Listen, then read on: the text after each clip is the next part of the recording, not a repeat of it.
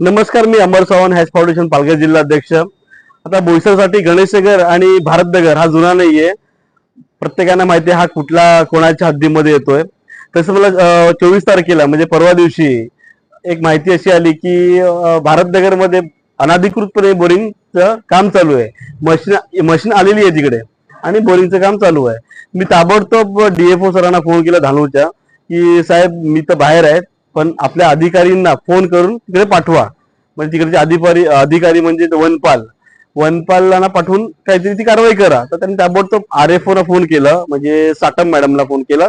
आणि साटम मॅडमनी जसं फोन आलं साटम मॅडमला DFOचा, त्यांनी मला संपर्क केला की अमर सावंत. मी हा तुमचा कॉल आला होता, काय विषय आहे? मी असं असा विषय आहे, तिकडे अनधिकृतपणे बोरिंग चालू आहे तिकडे आणि मशीन पण जागेवरतीच आहे तिकडे.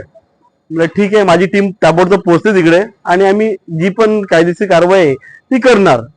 ओके, मला वाटलं चला कारवाई झाली पण असेल. मग आज मी स्वतः गेलो त्या जागेवरती. त्याच्या पहिले मी कॉल केला RFO मॅडमला, साटम मॅडमला, की मॅडम काय झालं म्हणून.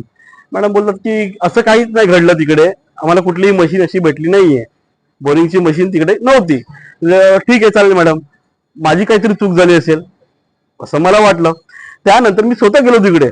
तिकडे गेल्यानंतर बघितलं आणि ज्याच्या घराच्या समोर जी बोरिंग करायचं काम होतं त्यांना विचारलं की काय झालं, तो प्रकरण काय झालं. ते बोले की किसी का फोन आया था इसलिए बोरिंग वाला 15 मिनट में भाग गया. म्हणजे 15 फूट डीप खड्डा खोदला आणि तो निघून गेला. मला असा प्रश्न आता येतोय की हा विषय मी DFO सरांशी बोललो होतो, तसंच RFO मॅडम साटम मॅडमशी बोललो. मग हा तिसरा कोण व्यक्ती आहे ज्यांनी त्या मशीन, जो बोरिंगचा मशीन होती त्याच्याशी संपर्क करून त्याला पळवण्यात आलंय. मला आता पहिल्यापासून संशय आहे की इकडचे वनपाल किंवा इकडचे RFO यांच्यावरती संशय आहे. पण आम्ही यश फाउंडेशन तर्फे अमर सावंत जिल्हाध्यक्ष मी स्वतः आहे, परत मुंबई अध्यक्ष आहेत आणि महाराष्ट्र अध्यक्ष सुद्धा, मी त्यांना ही गोष्ट सांगितली, मला संशय आहे. जोपर्यंत ह्यांची चौकशी होत नाही तोपर्यंत हे लबाड लांडगे ना असेच पळ करत राहतील.